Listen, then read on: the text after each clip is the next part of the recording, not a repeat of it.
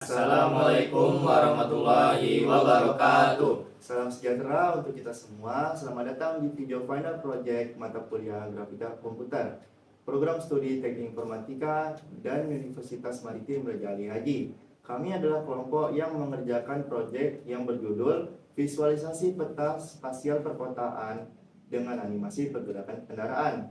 Nah, sebelum lanjut, izinkan kami perkenalkan anggota tim kami terlebih dahulu. Yang pertama saya sendiri, itu Muhammad Fadil Arifin dengan NIM 12. Dan saya Lukmanul Hakim dengan NIM 09. Saya Januar Syasmin Saputra dengan NIM 46. Saya Reksa Ciara Ramadan dengan NIM 28. Dalam video ini, kami akan membahas 3 hal utama. Yang pertama, latar permasalahan yang kami selesaikan. Yang kedua, teknik-teknik grafika komputer. Dan yang terakhir, demo fitur aplikasi secara lengkap. Baiklah, mari kita mulai. Sebelum masuk ke penjelasan teknis, mari kita pahami terlebih dahulu permasalahan apa yang melatar belakangi dari proyek yang kami buat ini. Nah, bayangkan sebuah kota. Kotanya itu terdiri dari bangunan-bangunan, taman, badan air, dan yang paling penting adalah jaringan jalan yang menghubungkan satu tempat ke tempat lainnya. Dalam dunia nyata, jalan kota tidak pernah lurus semua.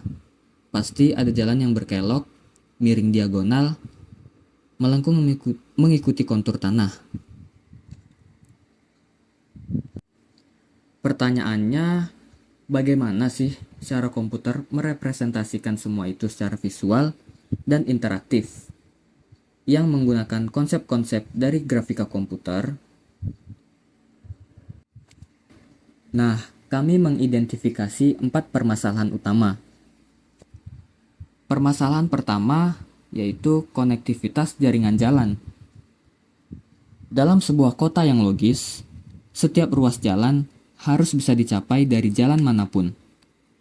Tidak boleh ada satu titik persimpangan yang terisolasi. Tidak terhubung sama sekali dengan jaringan jalan yang lain. Secara nyata, itu tidak masuk akal. Bayangkan nih, sebuah persimpangan di tengah kota yang tidak bisa diakses dari manapun. Selain itu, jalan kota yang baik mayoritas harus berbentuk kurva dan diagonal, bukan garis lurus yang monoton. Nah, peta yang kalian lihat ini memiliki seluruh ruas jalan yang terhubung satu sama lain, dan mayoritas berbentuk kurva. Itu adalah hasil dari algoritma yang kami rancang secara khusus, dan juga yang akan kami bahas secara detail. Permasalahan kedua yaitu navigasi rute terpendek. Ketika seseorang ingin berpindah dari titik A ke titik B, mereka itu butuh jalur yang paling efisien. Nah, aplikasi ini harus mampu menentukan rute terpendek secara otomatis dari satu persimpangan ke persimpangan lain, melewati jaringan jalan yang ada. Nah, garis hijau yang kalian lihat adalah rute terpendek yang dihitung secara otomatis menggunakan algoritma Dijkstra. Ini algoritma klasik dari ilmu komputer yang akan kita jelaskan secara mendalam. Permasalahan ketiga yaitu kualitas visual saat di zoom. Ini permasalahan teknis yang sangat mendasar. Ada 2 cara menyimpan gambar dalam komputer, yaitu raster dan vektor. Kalau gambar raster disimpan sebagai kumpulan piksel. Jadi kalau diperbesar itu, piksel-piksel itu membesar dan gambar menjadi kotak-kotak atau blur, atau bisa dibilang burik lah ya. Nah, kalian pasti pernah nih mengalami ini saat memperbesar foto yang terlalu jauh. Nah, kalau gambar vektor itu sebaliknya, disimpan sebagai rumus matematika, yaitu persamaan kurva dan koordinat titik. Karena yang tersimpan adalah rumus, bukan piksel, jadinya gambar bisa diperbesar seberapapun tanpa kehilangan ketajaman. Atau kalau mau di zoom pun dia nggak bakalan ngeblur lah, atau burik gitu. Nah, perhatikan nih, saat saya ngezoom, mau sedekat apapun, garis jalan ini tetap halus dan tajam. Tidak ada piksel yang membesar. Ini itu karena setiap elemen digambar ulang dari rumus matematika setiap frame, bukan dari gambar yang tersimpan. Nah, permasalahan yang keempat yaitu animasi yang logis dan sinkron. Peta interaktif yang baik harus di-scroll ke segala arah, diperbesar dan diperkecil dengan bebas. Dan yang paling menarik secara grafika yaitu kendaraan yang bergerak di atas peta harus selalu sinkron dengan arah jalan. Saat melewati tikungan, kendaraan harus ikut berbelok secara mulus. Tidak ada boleh terlihat meluncur ke samping atau berputar secara tiba-tiba. Nah, lihat bagaimana kendaraan ini selalu menghadap tepat ke arah geraknya saat saya jalankan. Bahkan di tikungan yang melengkung tajam,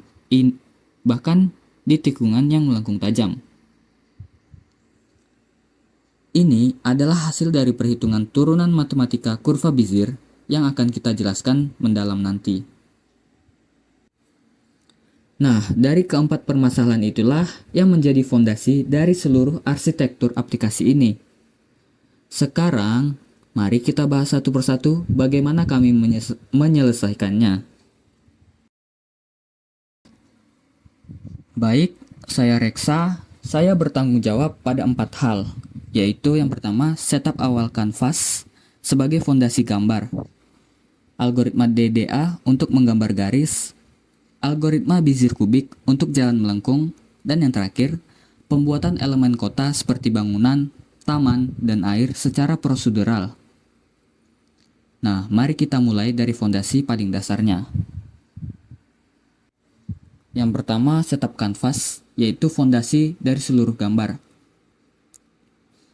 Seluruh gambar di aplikasi ini digambar di atas sebuah elemen HTML5 yang bernama kanvas. Kanvas bisa dibayangkan sebagai sebuah papan gambar digital kosong yang kita kendalikan sepenuhnya melalui kode JavaScript. Untuk bisa menggambar di atasnya, kita meminta objek yang disebut konteks 2 dimensi. Nah, konteks 2D ini kita simpan sebagai variabel ctx. Nah, semua perintah menggambar seperti garis, kotak, lingkaran, dan kurva, semuanya itu dilakukan melalui ctx ini. Nah, inilah jembatan antara kode kita dan piksel yang muncul di layar. Ukuran dunia peta kita tetapkan sebesar 3600 piksel sebagai lebar dan 2800 piksel sebagai tinggi. Ukuran ini sengaja dibuat jauh lebih besar dari ukuran layar rata-rata, sehingga pengguna perlu melakukan scroll dan zoom untuk menjelajahi seluruh peta ini. Ini yang nantinya menjadi alasan utama diperlukan sistem kamera yang akan dijelaskan oleh Lukman. Nah, selanjutnya algoritma DDA untuk menggambar garis. Teknik grafika pertama yang saya implementasikan adalah algoritma DDA. DDA ini singkatan dari Digital Differential Analyzer. DDA adalah salah satu algoritma paling fundamental dalam grafika komputer. Ini digunakan untuk menggambar garis lurus. Secara konseptual, DDA bekerja dengan cara menghitung selisih antara koordinat awal dan koordinat akhir. Secara konseptual, DDA bekerja dengan cara menghitung selisih antara koordinat awal dan koordinat akhir, yaitu delta X dan delta Y. Lalu, menggambar titik-titik secara berurutan sepanjang garis tersebut dengan langkah yang teratur. Dalam implementasi kami, DDA digunakan melalui fungsi garis DDA. Fungsi ini dipanggil di berbagai tempat dalam kode, yang berfungsi untuk menggambar grid latar peta, lalu untuk menggambar garis lantai bangunan bertingkat, dan juga untuk menggambar tangan dan kaki karakter orang berjalan. serta untuk menggambar elemen-elemen dekoratif lainnya. Nah, garis-garis halus yang sangat samar di latar peta ini adalah grid referensi yang digambar menggunakan garis DDA. Dengan transparansi sangat rendah, hanya sekitar 6%. Ini memberikan kesan tekstur pada peta tanpa mengganggu elemen-elemen utama. Sekarang kita masuk ke bagian yang paling fundamental dari seluruh proyek ini, yaitu kurva Bezier kubik. Pertanyaannya sederhana. Jika kita punya dua titik persimpangan, bagaimana cara menghubungkannya dengan garis yang melengkung, bukan dengan garis lurus? Jawabannya adalah kurva Bezier. Bezier adalah kurva parametrik. Artinya, posisi setiap titik di sepanjang kurva dihitung dari sebuah persamaan matematika menggunakan parameter T, yang nilainya berjalan dari 0 hingga 1. Nilai T sama dengan 0, berarti kita berada tepat di titik awal. T sama dengan 1 itu berarti di titik akhir. Dan nilai di antaranya menghasilkan titik-titik di sepanjang kurva. Bezier kubik menggunakan 4 titik kontrol. P0 sebagai titik awal, P3 sebagai titik akhir, dan 2 titik kontrol di tengah yaitu C1 dan C2 yang tidak dilalui kurva, melainkan menarik kurva ke arah mereka. Inilah yang menciptakan lengkungan. Nah, rumusnya sebagai berikut. Ini adalah rata-rata tertimbang dari keempat titik kontrol, di mana bobotnya bergantung pada nilai T. Saat T mendekati 0, bobot terbesar ada di P0. Saat T mendekati 1, bobot terbesar ada di P3. Titik-titik C1 dan C2 memberikan tarikan di sepanjang perjalanan. Perhatikan juga variabel M sama dengan 1 dikurangi T, yang kita hitung sekali dan simpan. Ini adalah optimasi sederhana agar kita tidak menghitung 1 dikurangi T berulang kali di setiap komponen X dan Y. Bagaimana kita menentukan posisi C1 dan C2 untuk setiap jalan sehingga setiap jalan memiliki kelengkungan yang berbeda? Pertama, kita hitung vektor dari node awal ke node akhir, yaitu dx dan dy. Kemudian kita hitung vektor tegak lurusnya. Nah, vektor tegak lurus ini menunjukkan ke arah 90 derajat dari arah jalan. Lalu kita buat nilai curve, sebuah angka acak antara negatif 22% dan positif 22% dari panjang jalan. Nilai positif berarti lengkungan ke satu sisi, kalau negatif berarti ke sisi sebaliknya. C1 ditempatkan di 28% jarak antara dua node. Lalu digeser sejauh curve ke arah tegak lurus. C2 ditempatkan di 72% jarak, dengan geseran yang sama. Hasilnya, setiap jalan memiliki kelengkungan yang unik. Ada yang sedikit melengkung, ada yang cukup tajam, dan ada yang ke kiri, dan juga ada yang ke kanan.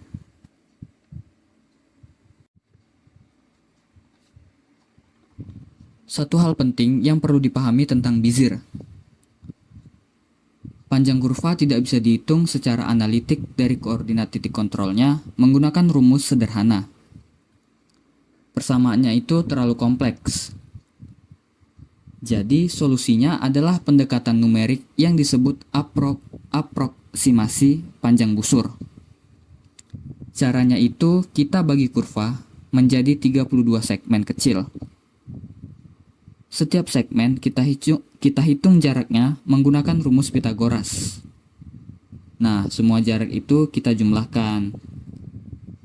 Semakin banyak segmen, semakin akurat hasilnya. 32 segmen sudah memberikan akurasi yang sangat baik. Panjang kurva ini juga penting karena digunakan sebagai bobot edge dalam algoritma Dijkstra yang akan dijelaskan oleh Januar. Nah, setiap ruas jalan digambar dalam 3 lapisan menggunakan ctx.bezier curve 2. Yaitu fungsi kanvas yang langsung memanfaatkan rumus Bezier kubik yang sudah kita bahas. Lapisan pertama adalah garis yang lebih tebal dengan warna lebih gelap. Ini mensimulasikan tepi dan bahu jalan. Lapisan kedua adalah garis yang lebih tipis di atasnya dengan warna lebih terang. Ini adalah permukaan aspal. Lalu lapisan ketiga khusus untuk jalan arterial dan kolektor. Nah, ini adalah marka garis putus-putus menggunakan set line dash. Persis seperti marka di jalan yang ada di dunia nyata. Lebar jalan berbeda-beda berdasarkan tipenya. Arterial paling besar, arterial paling lebar, lokasi paling sempit.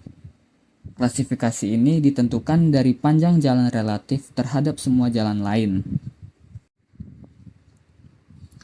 Elemen peta seperti bangunan, taman, dan badan air dibuat secara prosedural.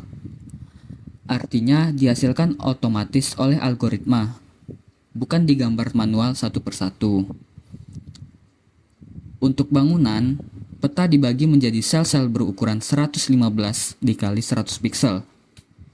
Di setiap sel dengan probabilitas 55%. Sebuah bangunan ditempatkan di posisi acak dalam sel tersebut.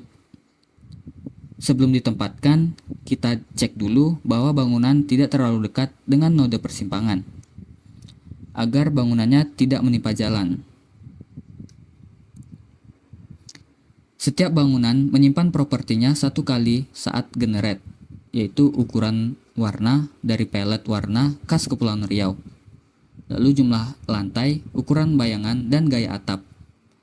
Properti ini tidak diacak lagi setiap frame, sehingga bangunan tidak bergetar saat dirender. Saat digambar, setiap bangunan memiliki 4 elemen visual, yaitu bayangan menggunakan fill react dengan warna hitam transparan, kotak badan bangunan, jendela-jendela kecil yang disusun dalam grid, dan untuk bangunan bertingkat ada garis-garis lantai horizontal yang digambar menggunakan garis DAA, serta atap segitiga untuk bangunan tinggi. Nah, saya akan ngezoom ke area bangunan yang ada di sini, seperti taman. Nah, taman ini digambar sebagai kotak hijau dengan pohon-pohon yang direpresentasikan sebagai 2 lingkaran berlapis menggunakan ctx.arch. Lingkaran besar lebih gelap di bawah, lingkaran kecil lebih terang di atasnya untuk efek kedalaman. Lalu badan air digambar sebagai elips menggunakan ctx.ellipse dengan garis cahaya semi-transparan di dalamnya. Terima kasih Reksa, saya Lukman, saya akan bertanggung jawab pada 3 hal, yaitu sistem viewport yang menyesuaikan diri dengan ukuran layar apapun. Selanjutnya, teknik zoom yang terpusat pada titik kursor, dan sistem kamera yang mengikuti kendaraan secara halus menggunakan interpolasi linear. Mari kita bahas satu persatu. Konsep yang paling penting yang harus dipahami sebelum masuk ke implementasi adalah perbedaan antara 2 sistem koordinat.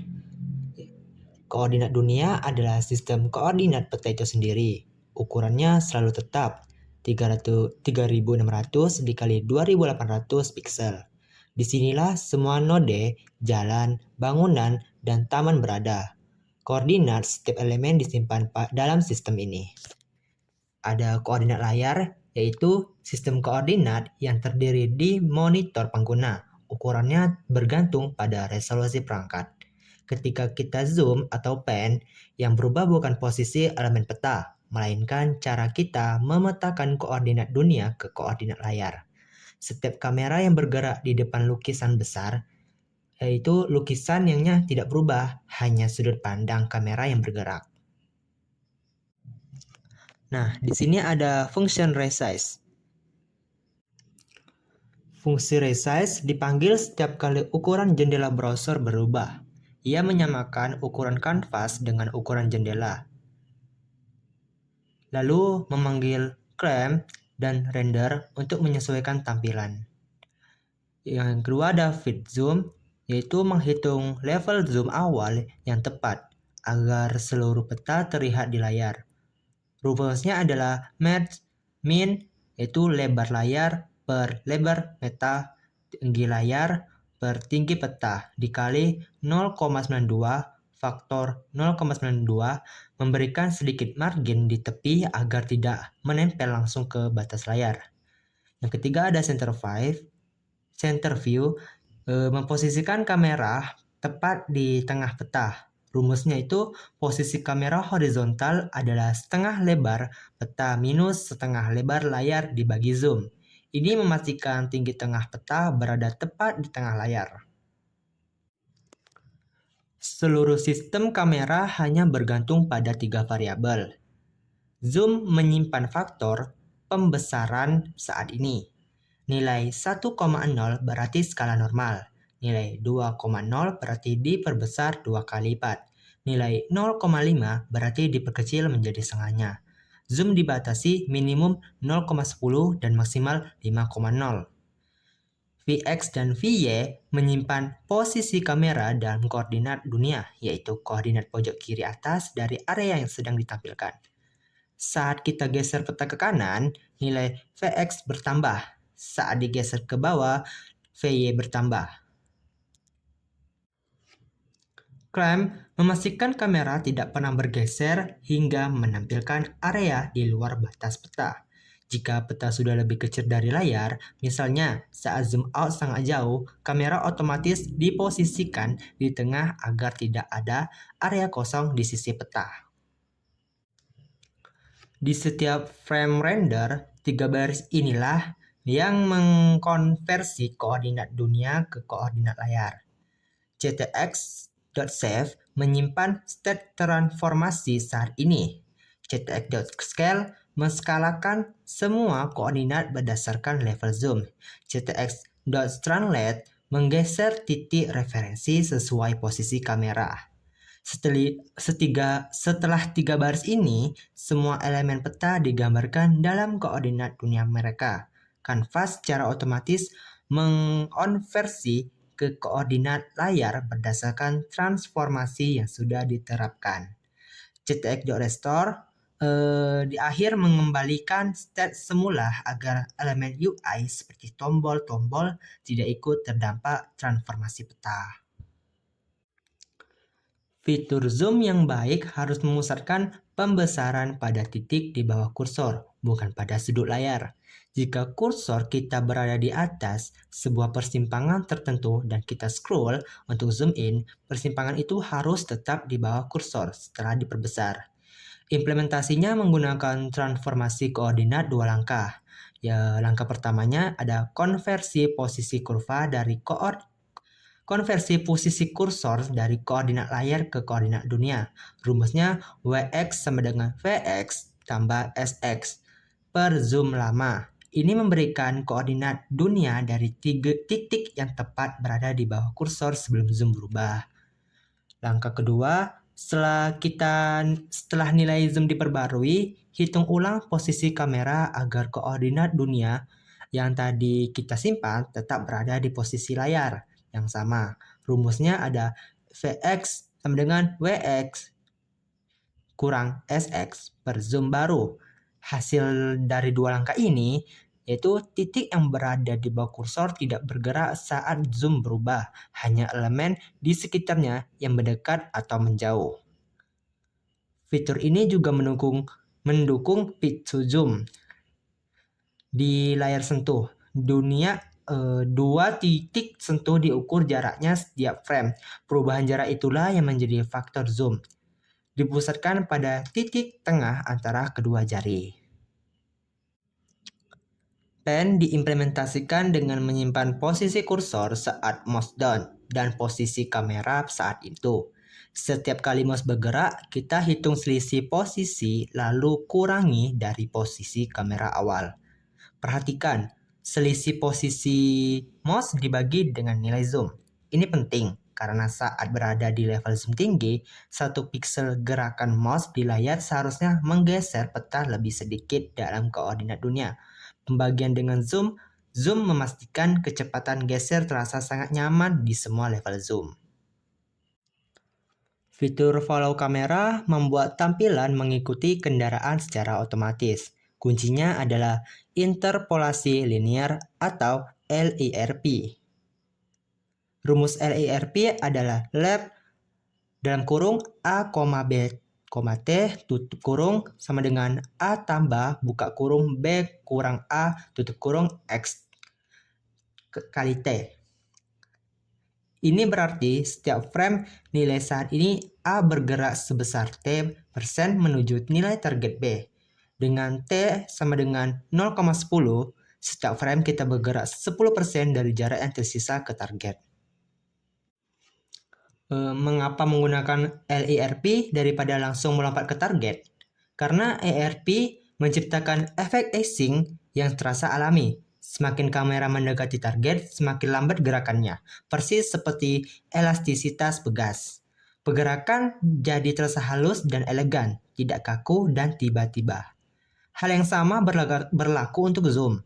Setiap frame, zoom bergerak 6% menuju target 2.0x. Hasilnya adalah transisi zoom yang sangat mulus saat follow mode diaktifkan. Dan setelah kendaraan tiba di tujuan, fungsi zoom out overview menggunakan LIRP yang sama untuk animasi zoom out kembali ke tampilan keseluruhan peta secara halus selama 80 frame.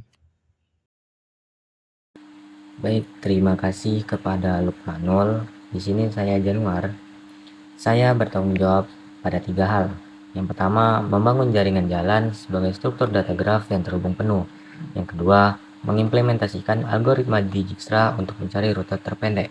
Dan yang terakhir, memvisualisasikan rute tersebut di atas peta. Sekarang, mari kita mulai dari konsep grafnya. Yang pertama, pemodelan jaringan jalan sebagai graf. Inti dari seluruh sistem jalan adalah sebuah konsep dari matematika dan ilmu komputer, yaitu graf. Dalam teori graf, sebuah jaringan dimodelkan sebagai kumpulan node titik-titik yang dihubungkan oleh edge atau garis penghubung. Kita terapkan langsung ke jaringan jalan. Setiap persimpangan adalah sebuah node, dan setiap ruas jalan yang menghubungkan dua persimpangan adalah sebuah edge. Nah, titik-titik kecil di persimpangan-persimpangan jalan itulah node-node dalam graf kita. Jalan yang menghubungkannya adalah edge.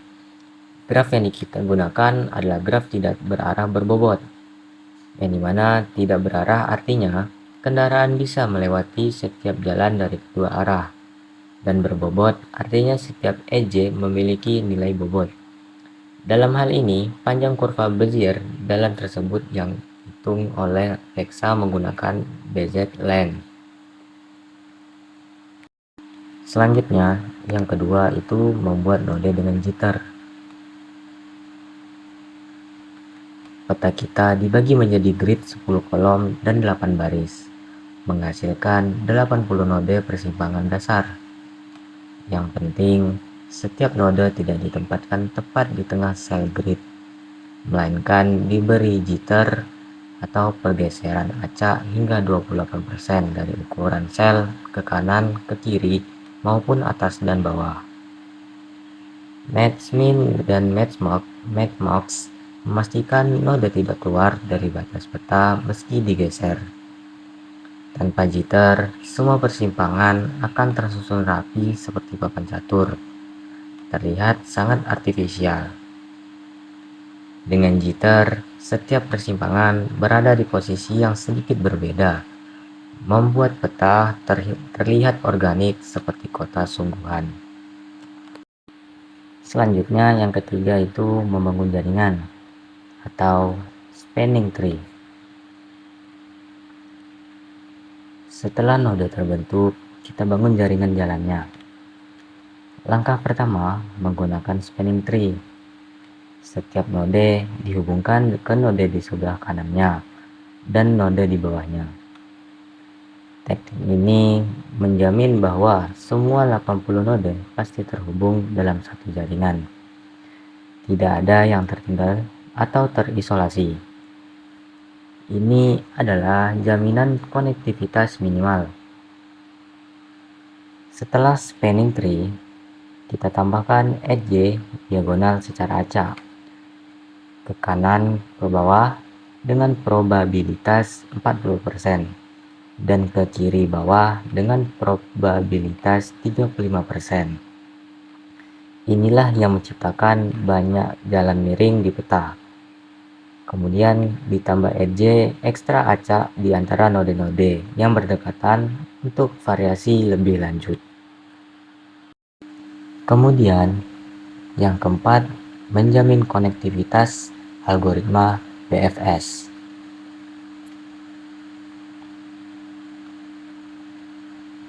Meskipun spanning tree sudah menjamin konektivitas awal, ada kemungkinan beberapa node menjadi terisolasi setelah penambahan edge acak yang tidak merata. Oleh karena itu, ada satu lapisan pengamanan tambahan yang namanya fungsi ensure connected. Fungsi ini menggunakan algoritma BFS atau breadth first search atau pencarian melebar pertama. Cara kerja BFS ini bisa dibayangkan seperti menyebarkan air. Kita teteskan satu tetes air di sebuah node awal. Kemudian air menyebar ke semua tetangganya. Lalu ke tetangga dari tetangga dan seterusnya menyebar ke segala arah secara bersamaan seperti gelombang di permukaan air. Namun, secara teknis, node awal dimasukkan ke dalam antrian atau queue. Setiap kali kita ambil satu node dari antrian, kita masukkan semua tetangganya yang belum dikunjungi. Ini terus berulang hingga antrian kosong. Dengan BFS, kita bisa menemukan semua komponen dalam graf, kelompok-kelompok node yang saling terhubung satu sama lain. Jika ada lebih dari satu komponen, berarti ada node yang terisolasi. Nah, jadi solusinya kita ambil satu node acak dari komponen utama dan satu node acak dari komponen yang terisolasi. Lalu sambungkan keduanya. Proses ini diulang untuk setiap komponen yang terpisah. Hasilnya 100% dari semua node pasti terhubung setelah fungsi ini selesai. Setelah itu, yang kelima, algoritma Dijkstra, yang dimana menemukan rute terpendek.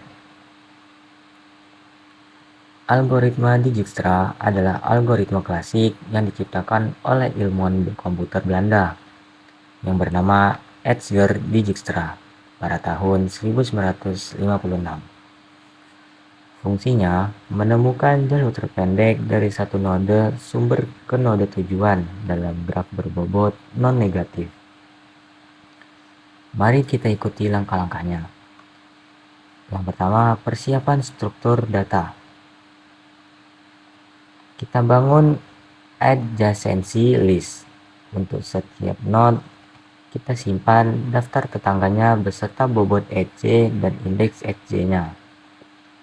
Ini lebih efisien daripada matriks adjacency untuk graf yang jarang. Kita siapkan array disk berisi jarak terpendek ke setiap node, diisi infinity di awal. Array pref menyimpan node mana yang kita kunjungi sebelum tiba di node tertentu. Untuk rekonstruksi jalur, array pref edge menyimpan indeks edge-nya agar kita tahu kurva bezier jalan mana yang dilalui. Jarak ke node sumber di set 0. Selanjutnya, eksplorasi greedy. Node sumber dimasukkan ke priority queue. Antara antrian yang selalu mengeluarkan node dengan jarak terkecil terlebih dahulu. Di setiap iterasi, kita ambil node dengan jarak terkecil. Jika sudah dikunjungi, skip. Jika sudah node tujuan, selesai. Untuk setiap tetangga, kita hitung jarak baru. Jarak ke node saat ini ditambah bobot edge ke tetangga. Jika ditemukan jalur yang lebih pendek, kita perbarui dis dan pref. Lalu masukkan tetangga ke antrian. Nah, mengapa dijamin optimal? Karena kita selalu memproses node dengan jarak terkecil terlebih dahulu. Saat sebuah node diproses, tidak mungkin ada jalur yang lebih pendek ke node itu yang belum kita temukan. Oleh karenanya, semua jalur yang lebih pendek pasti sudah diproses sebelumnya. Rekonstruksi jalur. Setelah algoritma selesai, kita telusuri array pref mundur dari node tujuan hingga mencapai node sumber. Karena menelusuri mundur, kita gunakan unshift untuk memasukkan ke depan array. Sehingga urutan akhir adalah dari sumber ke tujuan. Lalu yang keenam itu menyiapkan rute untuk animasi. Nah, ada satu detail teknis penting saat menyiapkan rute untuk animasi, yaitu arah kurva Bezier harus disesuaikan dengan arah perjalanan, yang dimana setiap edge menyimpan titik kontrol C1 dan C2 yang ditetapkan dengan orientasi dari node A ke node B. Namun, saat kendaraan melewati edge tersebut, mungkin arah perjalanannya terbalik dari B ke A. Jika titik kontrol tidak dibalik, kendaraan akan melengkung ke arah yang salah atau berlawanan dengan bentuk jalan yang seharusnya. Jadi, solusinya kita periksa apakah node awal perjalanan sama dengan node A pada edge. Jika iya, gunakan C1 dan C2 dalam urutan normal. Namun, jika tidak, tukar C1 dan C2 sehingga lengkungan kurva ikut terbalik dan kendaraan melewati jalan dengan bentuk yang benar. Nah, yang terakhir itu visualisasi rute. Rute yang ditemukan divisualisasikan menggunakan 3 lapisan. Lapisan pertama adalah glow hijau lebar yang semi transparan, yang dimana memberikan efek cahaya di bawah rute agar mudah terlihat. Selanjutnya, lapisan kedua adalah garis rute yang lebih tipis dan lebih solid di atasnya. Dan yang lapisan terakhir adalah titik-titik penanda jarak yang ditempatkan setiap 260 piksel sepanjang rute. Dihitung menggunakan BZPT untuk menemukan koordinat tepat di kurva.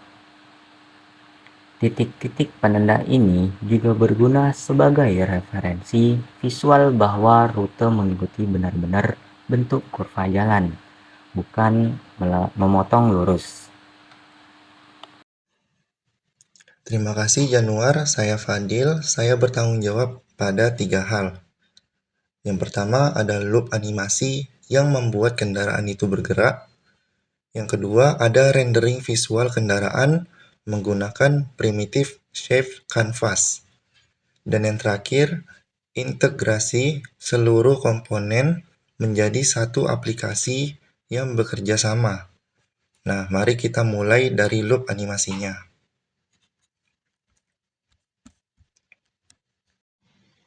Nah, animasi di web modern menggunakan fungsi bawaan browser yang bernama Request Animation Frame atau yang disingkat RAF.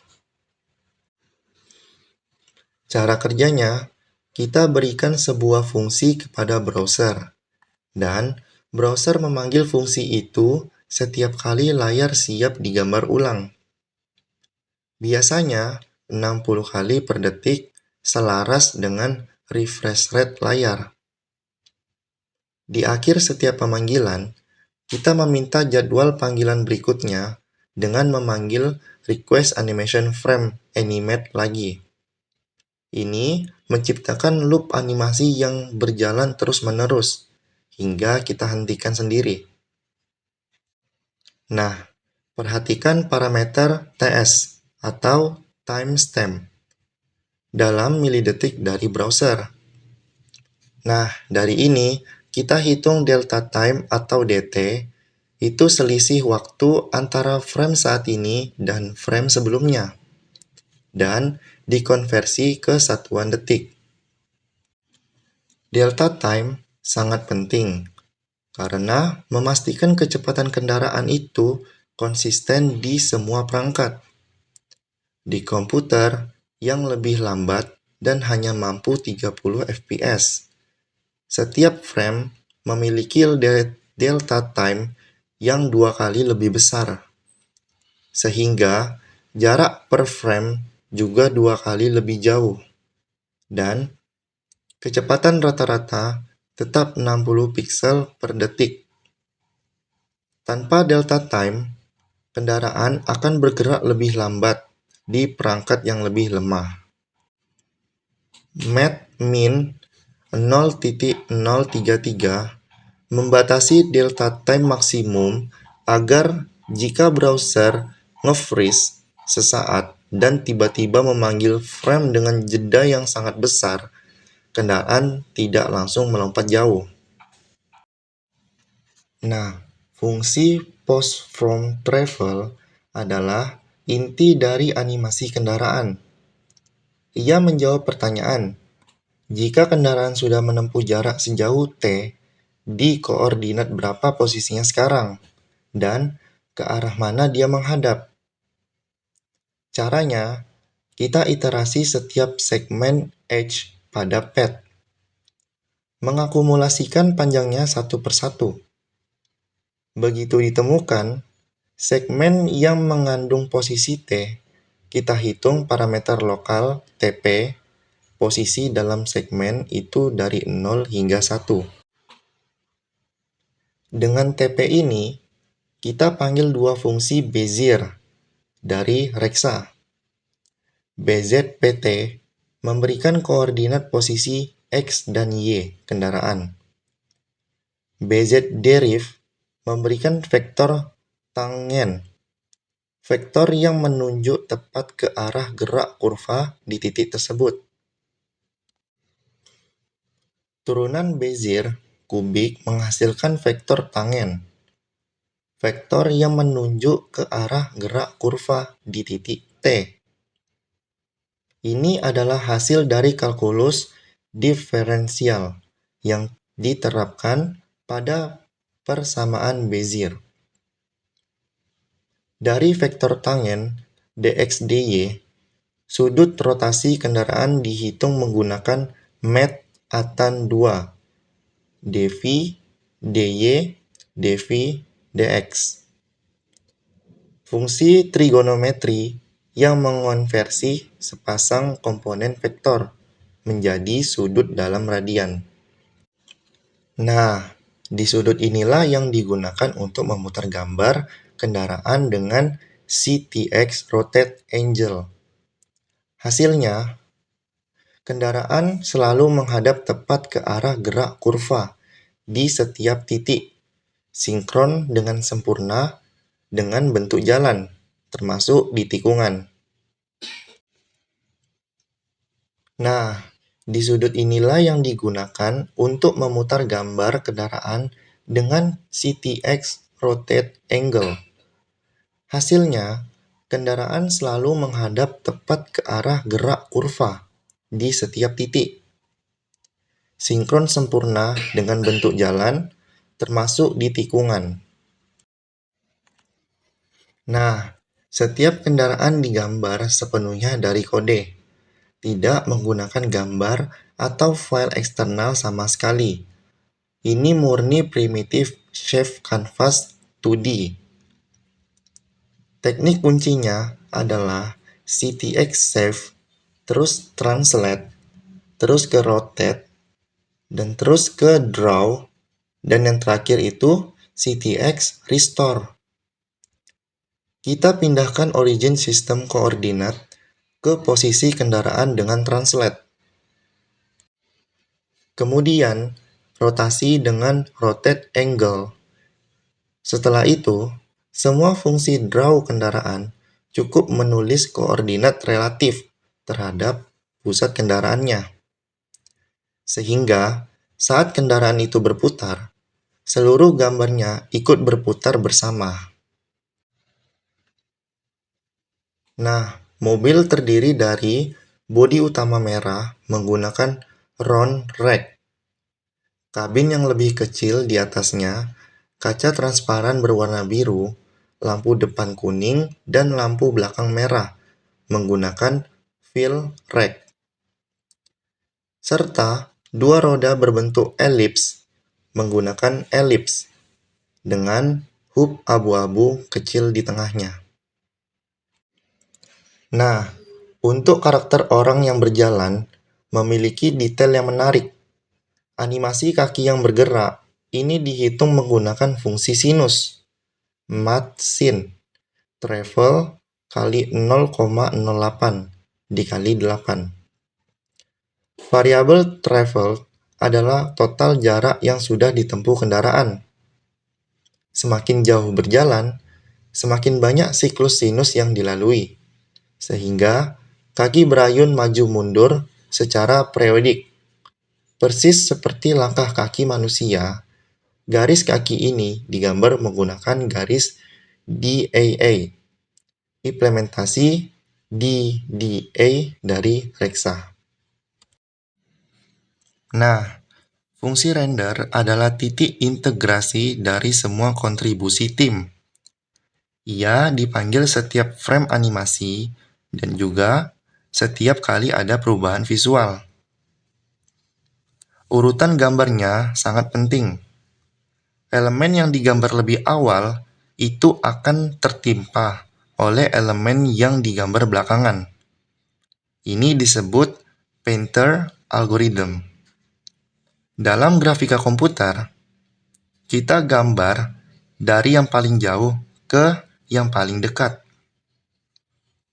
Badan air dan taman itu digambar paling awal karena berada di posisi lapisan terbawah. Kemudian bangunan, kemudian jalan yang akan menutupi bangunan yang mungkin terletak di atasnya. Kemudian highlight rute dan node. Dan yang paling terakhir, paling atas adalah kendaraan, agar selalu terlihat di atas semua elemen lainnya. Transformasi kamera dari Luqman, 3 baris scale dan translate, diterapkan sekali di awal. Dan seluruh elemen peta secara otomatis tergambar dengan posisi dan ukuran yang sudah disesuaikan oleh kamera. Inilah cara keempat, bagian dari tim kami yang bekerja sama. Rexa menyediakan fondasi gambar dan elemen kota. Luqman menyediakan sistem kamera. Januar itu menyediakan graf dan rute. Dan semuanya disatukan di dalam satu fungsi render yang saya integrasikan. Nah, setelah kita membahas seluruh teknik grafika yang kami implementasikan, sekarang saatnya kita membahas demo lengkap semua fitur. Untuk fitur yang pertama, itu ada fitur acak map. Nah, tombol acak map ini menghasilkan peta kota yang sepenuhnya baru setiap kali kita klik. Bisa kita lihat bahwa semua jalan ini selalu terhubung, tidak ada yang terisolasi, karena ini dijamin oleh spanning tree dan BFS.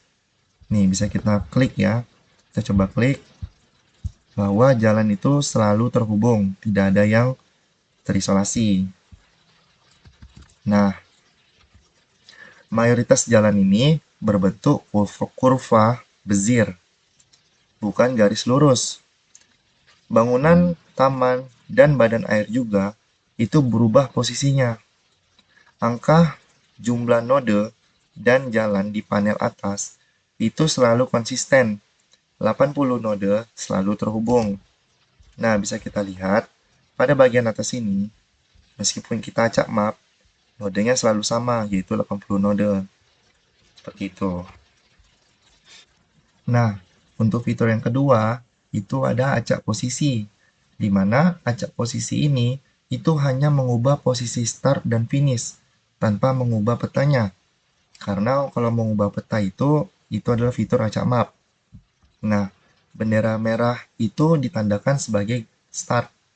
Bendera hijau itu ditandakan sebagai finish. Nah, setiap kali posisi berubah di Dijkstra, itu langsung berjalan ulang.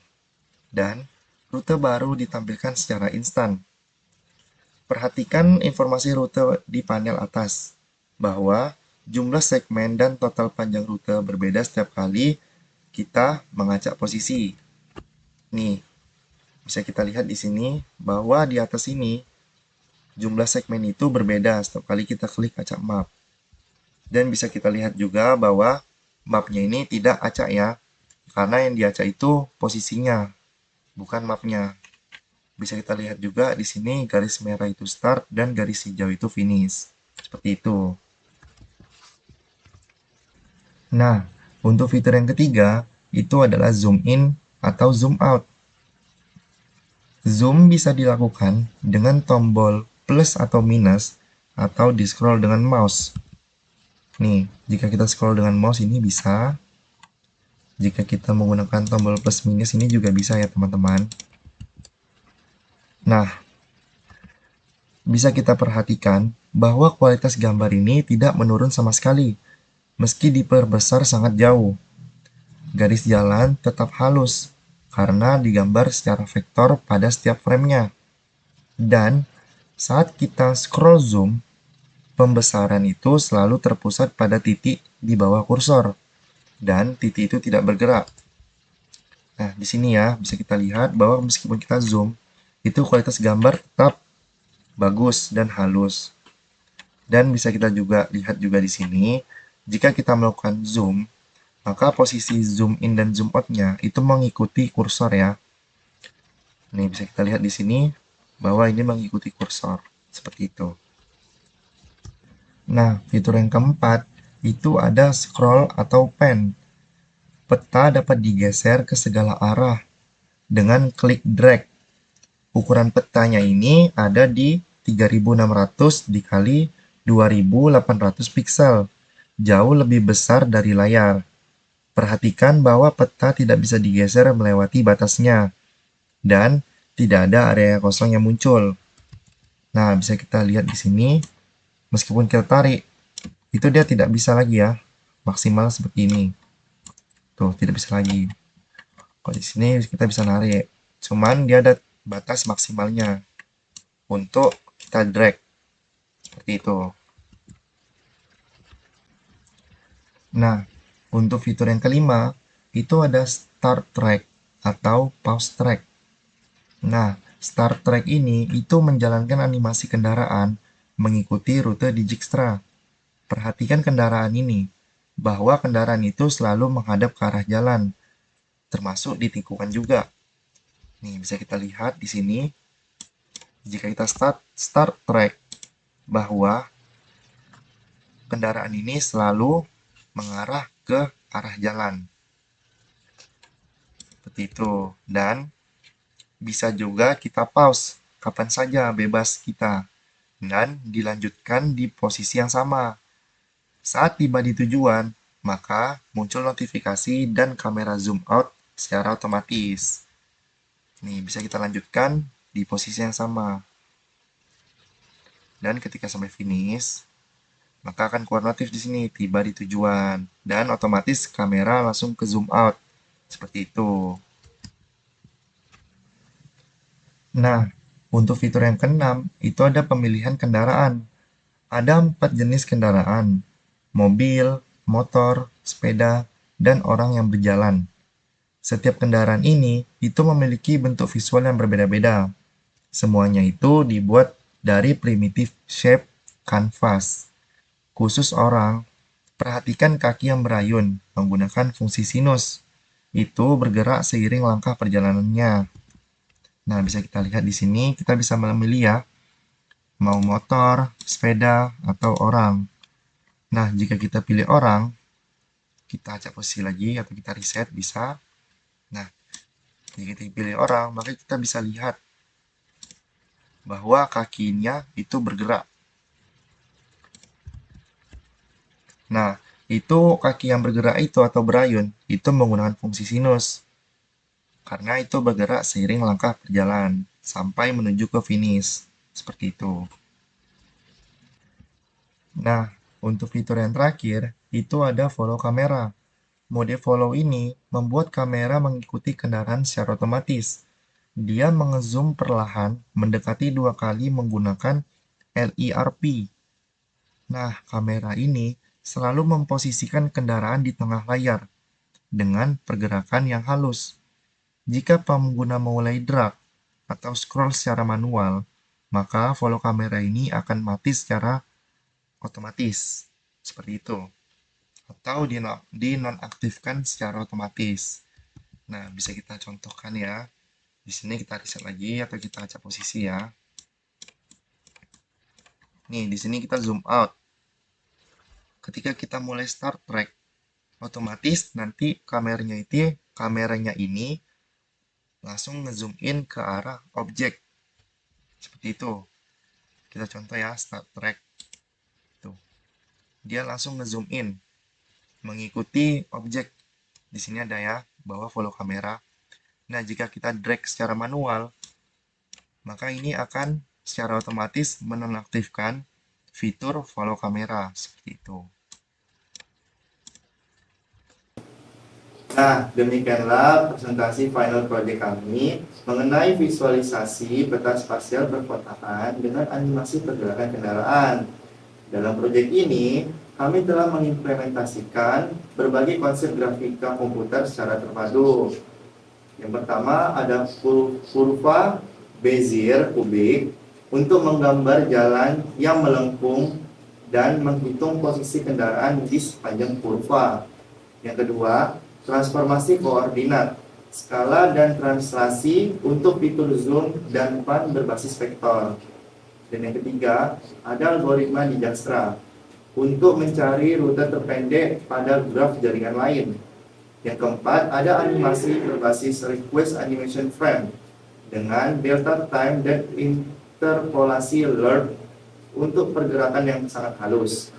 BFS untuk memastikan koneksivitas penuh pada jaringan jalan yang dihasilkan secara prosedural. Semua algoritma dan fungsi grafika ditulis secara manual menggunakan Canvas 2D, API, dan JavaScript murni. Semua ini tanpa library grafika eksternal. Terima kasih kepada Bapak Ekat Matulatan dan Bapak Nolan Fernandas selaku dosen pengampu mata kuliah grafika komputer. Semoga proyek ini dapat menjadi kontribusi yang bermakna. Kami akhiri, wassalamualaikum warahmatullahi wabarakatuh.